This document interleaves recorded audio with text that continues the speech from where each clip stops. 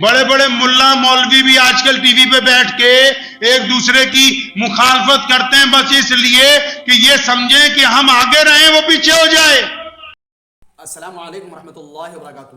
دوستو، جیسا کہ ابھی آپ کو معلوم ہے کہ سوشل میڈیا پر مولانا محمود مدنی کا ایک جو انٹرویو ہے جو انہوں نے بیرسٹر اسد الدین اویسی کے خلاف دیا ہے، بہت زیادہ سوشل میڈیا پر وائرل ہو رہا ہے، اور اس پر بہت سارے لوگوں کے کمنٹ بھی آئے اور بہت سارے لوگوں نے کیا ہے اس پر اپنا بیان بھی دیا ہے۔ تو اسی کے متعلق پنجاب کے شاہی امام مولانا عثمان صاحب کا بھی بیان آیا اور بہت ہی زبردست آپ کا بیان آیا ہے۔ اس ویڈیو کو پوری مکمل سنیں اور اس ویڈیو کے بارے میں آپ کی کیا رائے ہے کمنٹ کر کے ہمیں۔ اسلام نے کہا ہے کہ دوسروں کو آگے بھی بڑھاؤ۔ اسلام نے کہا دوسروں کا کسی کا بچہ اچھا پڑھ رہا ہے اس کی ہمت افزائی کیجئے کہ تم اور پڑھ سکتے ہو۔ کسی کا کاروبار بہترین چل رہا ہے اس کو آپ کے پاس آئے کوئی نیا مشورہ لینے، مشورہ ایک امانت ہے، محمد رسول اللہ نے کہا اسے بہترین مشورہ دو تاکہ اور آگے بڑھ جائیں۔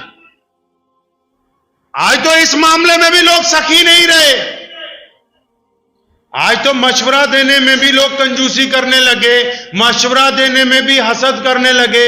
بڑے بڑے ملا مولوی بھی آج کل ٹی وی پہ بیٹھ کے ایک دوسرے کی مخالفت کرتے ہیں بس اس لیے کہ یہ سمجھیں کہ ہم آگے رہیں وہ پیچھے ہو جائے۔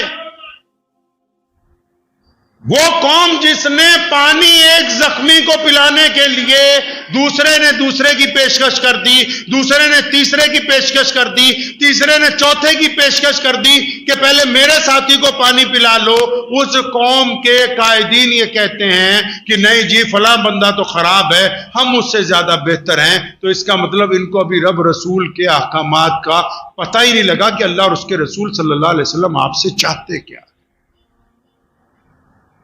اللہ اور اس کے رسول صلی اللہ علیہ وسلم چاہتے کیا ہیں؟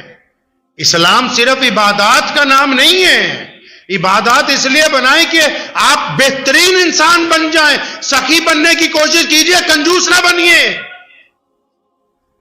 بابا بلے شاہ رحمت اللہ علیہ بہت بڑے ولی گزرے پنجاب کے، سید تھے، آل رسول میں سے تھے صلی اللہ علیہ وسلم۔ فرماتے ہیں ایک جگہ کہ پتل پلیت سونا نہیں بنتا پاویں جڑیے نال نگینے، سوم کولوں خیرات نہیں ملتی، سوم کولوں خیرات نہیں ملتی، پاویں پے ہون مال خزینے تے بلے شاہ او بن توحید جنت نہیں ہو ملنی، پاویں مریے شہر مدینے۔ وہ فرمایا اگر محمد رسول اللہ صلی اللہ علیہ وسلم کی نہیں مانتا، پیارے پیغمبر علیہ السلام کے طریقے پر نہیں چلتا، ان کے مطابق اپنے رب کی عبادت نہیں، ان کے مطابق اپنے رب کا کہنا نہیں مانتا، پھر تو چاہے مدینہ منورہ میں آ کے تیری جان نکل جائے تب بھی جنت ملنے والی ہے۔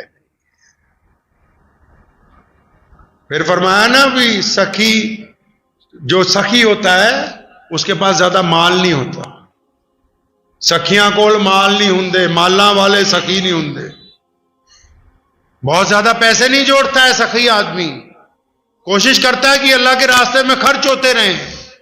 دوسرے کے درد کو یاد رکھیے، آپ اس وقت تک ایمان والے نہیں ہو سکتے، اس وقت تک اچھے انسان نہیں بن سکتے، اس وقت تک بہترین رب رسول کے بندے نہیں بن سکتے تب تک جب تک آپ دوسرے کی تکلیف کو اپنے دل میں محسوس نہیں کرتے۔ اگر آپ کا دل پتھر ہے، دوسرا تکلیف میں آپ کے دائرے میں آپ کو سکون سے نیند آ رہی ہے تو یقین مانے رب رسول کے نزدیک آپ ظالم ہیں، آپ ایمان والوں میں شامل نہیں ہیں۔ آپ کے دائرے میں ہے کہ فلاں بندے کو آپ راحت پہنچا سکتے ہیں، لیکن آپ نے منہ پھیر لیا اس سے۔ اب جس کو تکلیف ہے چاہے اس کا مذہب کوئی بھی ہے، تکلیف والے کا مذہب کوئی بھی ہو، آپ کو پتا آپ کا پڑوسی دکھ میں ہے، درد میں ہے، پریشانی میں ہے، اب چاہے وہ کسی بھی مذہب سے تعلق رکھتا ہے، آپ نے اسے آنکھیں پھیر لی کہ مجھے اس سے کیا لینا دینا، یقیناً آپ رب رسول کے نزدیک ظالم ہے، کیونکہ جس کے دل میں صلہ رحمی نہیں ہے وہ محمد رسول اللہ صلی اللہ علیہ وسلم کا امتی نہیں ہو سکتا۔ بدر میں جن قیدیوں کو پکڑا ان کو لا کے مسجد نبی صلی اللہ علیہ وسلم کے قریب ایک احاطے میں رکھا گیا، اور وہ لوگ تھے جنہوں نے نبی علیہ السلام پر ظلم کیا، ان کی رسیاں اتنی تیزی سے مضبوطی سے صحابہ کرام نے باندھی کہ جب وہ قیدی رات کو کراہ رہے تھے نبی علیہ السلام حجرے سے باہر آ گئے، پریشانی میں پھر رہے ہیں. سیدنا ابو ہریرہ رضی اللہ تعالیٰ نے حضرت انس رضی اللہ عنہ پوچھا، یا رسول اللہ کیا بات ہوگی، آپ رات کے پہلے پہر پریشانی میں مسجد نبی صلی اللہ علیہ وسلم میں ٹہل رہے ہیں، کیا بات ہوگی؟ فرمایا یار یہ جو قیدی نہیں پکڑے، جی فرمایا جی قیدی پکڑے ہیں، ان کی رسیاں تم نے اتنی سخت باندھی ہیں کہ یہ کراہ رہے ہیں اور مجھے ان کی وجہ، ان کی تکلیف کی وجہ سے نہیں آ رہے. کون سے قیدی؟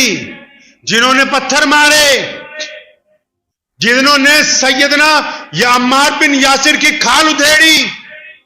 کون؟ جنہوں نے سیدنا سمیہ رضی اللہ تعالیٰ عنہ کے ٹکڑے کیے.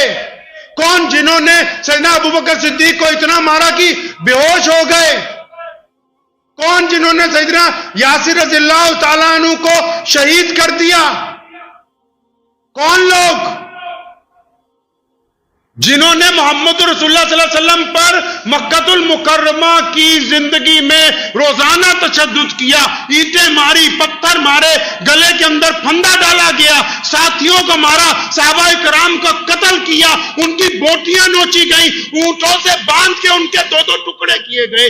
جب ان مجرموں کو پکڑا، ان کے بھی جب ہاتھ سختی سے باندھے، محمد رسول اللہ کے کیونکہ دائرے اختیار میں ہیں، وہ تکلیف محسوس کرتے تو رسول اللہ صلی اللہ علیہ وسلم نے ان کی رسیاں ڈھیلی کروا دی.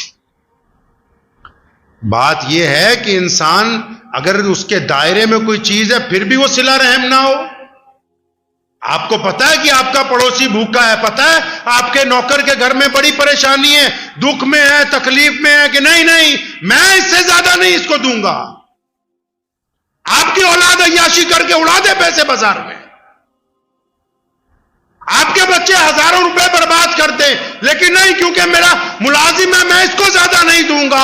وہ قرض میں چلا جائے، سود کے خوری کے نظام میں پھنس جائے، وہ پھندا لینے کے لیے مجبور ہو جائے، لیکن آپ اس کی طرف نہیں دیکھیں گے تو یقیناً آپ ایمان والے نہیں، آپ ظالموں کے اندر شمار کیے جائیں.